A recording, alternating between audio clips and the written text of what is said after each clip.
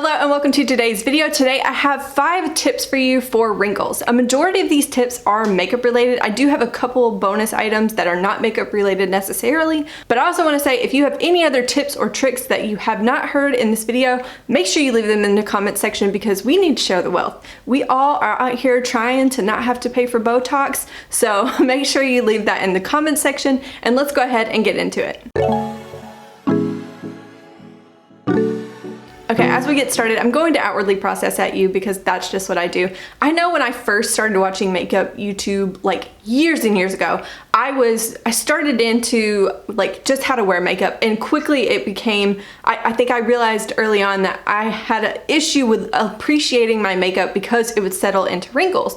And that was something really frustrating for me. I've had wrinkles for a really long time. 1, a combination of sun damage, and 2, a combination of like I have a very expressive face. I was a counselor for over 6 years, and a lot of how I communicate with my clients, even non-verbally, was in my like facial reactions. And so this is just a part of my life. I'm never gonna get rid of my wrinkles, but I have tried a number of different things, and these 5 things that I'm gonna share with you today are things that I swear by, that when I do them, I love my makeup when I do these tricks, because I promise you they really do make a difference. And before I jump into showing you the tips and tricks, I do want to say that a lot of this has been trial and error, but a lot of it I've picked up from different YouTubers along the way over the years. And I think the 2 biggest influences, I'll leave them in the description box, have been Hot and Flashy. I've talked about her channel a ton, especially in skincare stuff. She's like a whiz with skincare and like anti-aging skincare stuff. She knows her ingredients, she knows her stuff.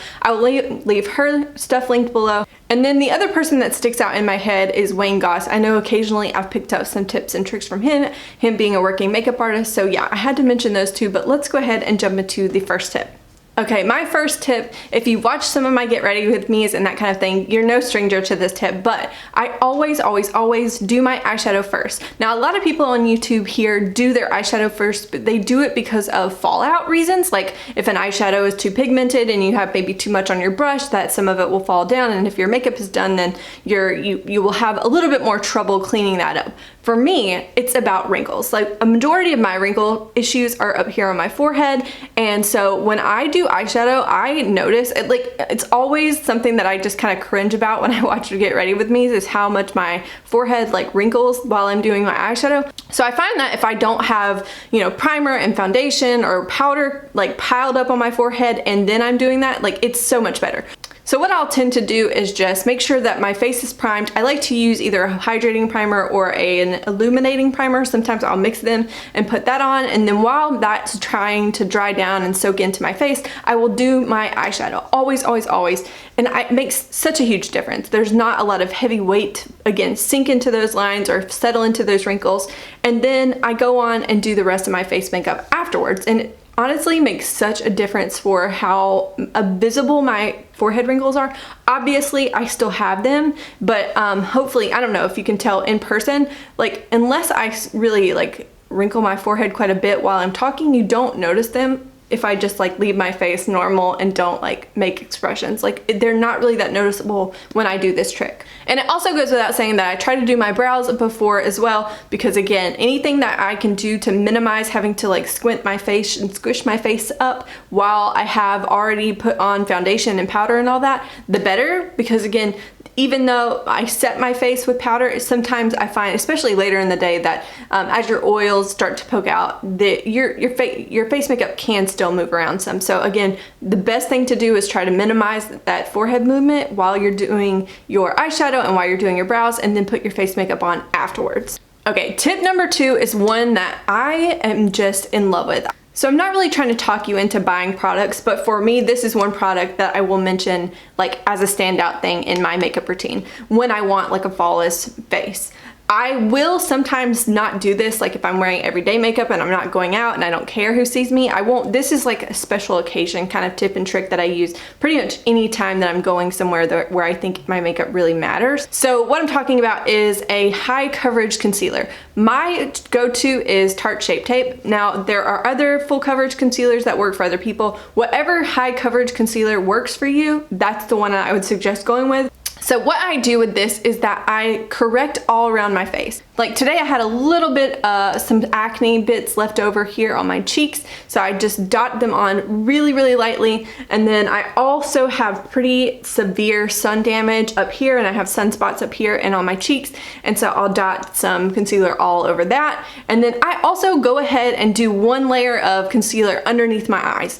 And what I like to do before I put on foundation is go through with a brush and just kind of shear all of that out, almost like you were wearing foundation with it, but I promise you it's really not that heavy. I don't use as much of this as I would use foundation. So like I said, I blend all of that out really lightly and just try to make sure that I've spot concealed my face and then also my under eyes.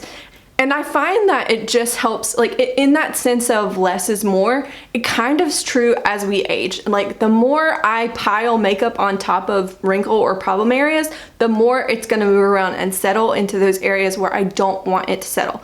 So if I use a heavy coverage product, but I don't use a lot of it, I can get away with using less products in those problem areas. Like again, for me, it's right here. So I try to correct the sunspots up here and not drag it down to my like forehead wrinkles too much if I can avoid it. And then the same here. I also have wrinkles under here quite a bit and like on my crow's feet. That's just a part of life. But again, I try to do my concealing here, and then only if I need it, I will pull it out here. But I will try to use the least amount of product that I can get away with to do that kind of color correction. So tip number 3 is kind of a continuation of using a high coverage concealer to spot conceal.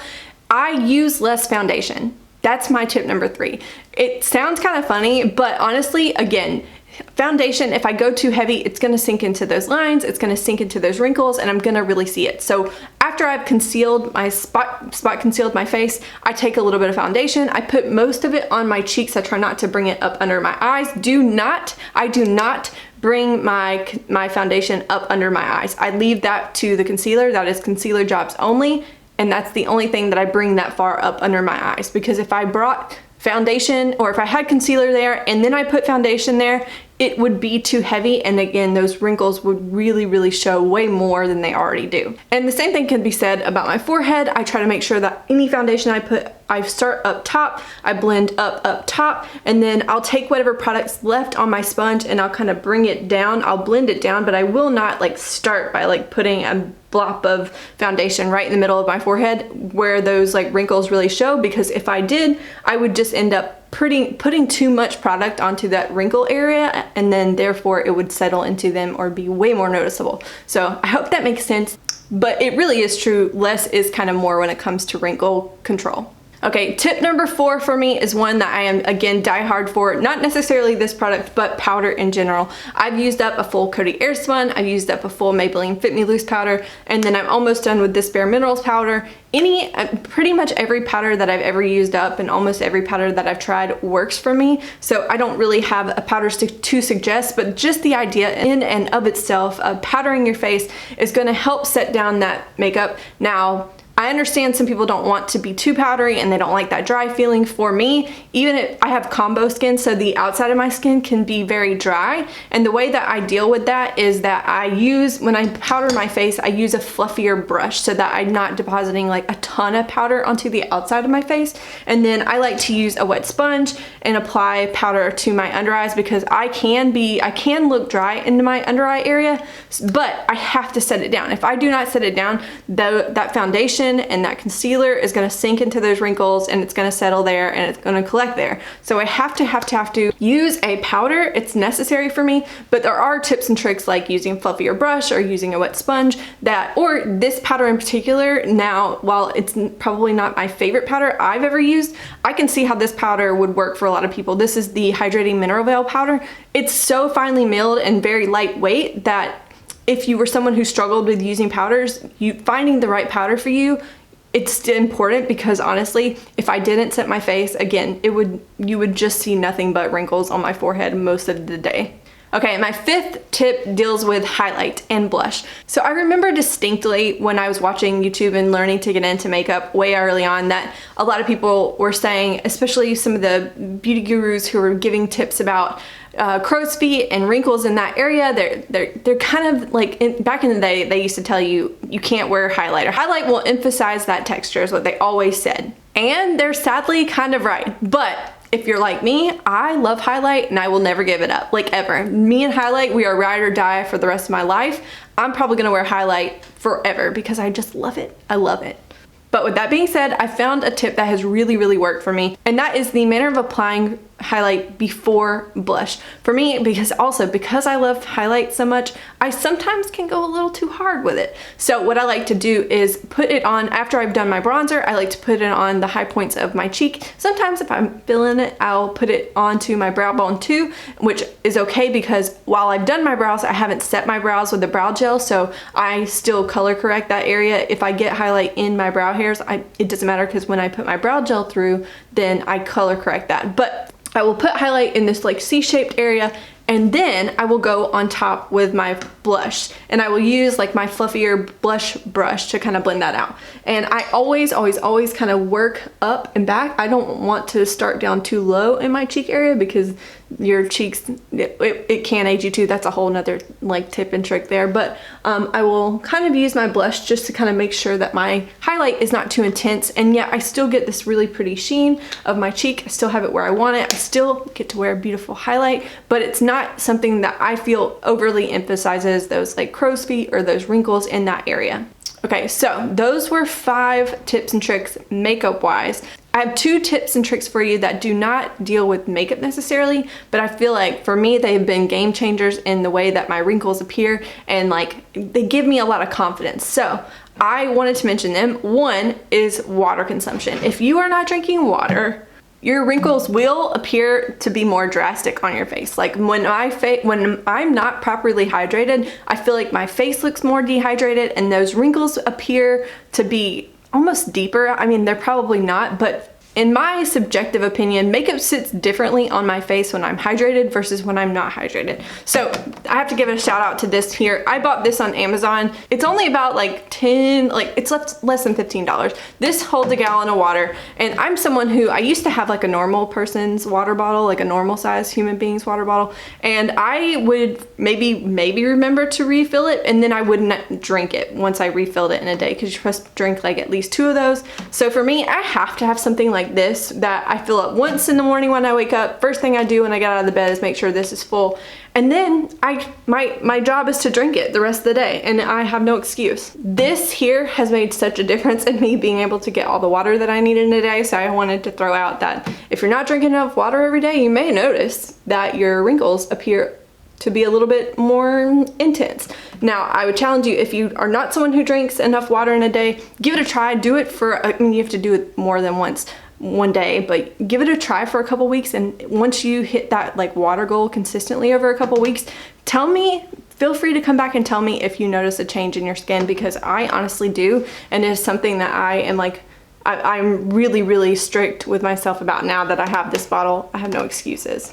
Okay, and the last tip that I have for you is sleeping on your back. Now, I know for a fact that I was a side sleeper for so long. You can kind of see it in my face. My face is not symmetrical.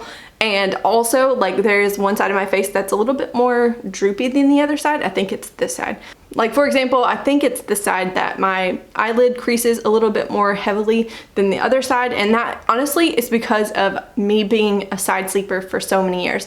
And it took me a really long time to learn how to sleep on my back. Like, it was not something that I learned to do overnight, wasn't something that I learned to do in a week. But when I started to learn to sleep on my back, I started seeing so much better, like, and I wouldn't wake up with like wrinkles as intense on my face, especially on like the side that I sleep on. And to be honest, sometimes when I struggle to fall asleep, I'll still lay on my side just a little bit, but at some point in the night, I remember to roll over, and it's such a big help. I've seen such a difference in my skin and my wrinkle depth when I've learned to sleep on my back versus being a like side sleeper. So I just wanted to mention that too, because I know that's a tip that's talked about quite a bit on the internet, and it's for good reason, because it honestly is something that's super helpful, or has been super helpful for me. All right, I think that's it for today's video. I hope that you've heard something today that you haven't tried before, and maybe you can try it out. Feel free to let me know if you do try any of these tips or tricks out and how you like it, because I'm always open to hear constructive criticism. I'm always hoping to hear I would like to learn things myself too. So make sure, again, let me know what you think in the comments. Make sure you say hello, and I will see you in the next one.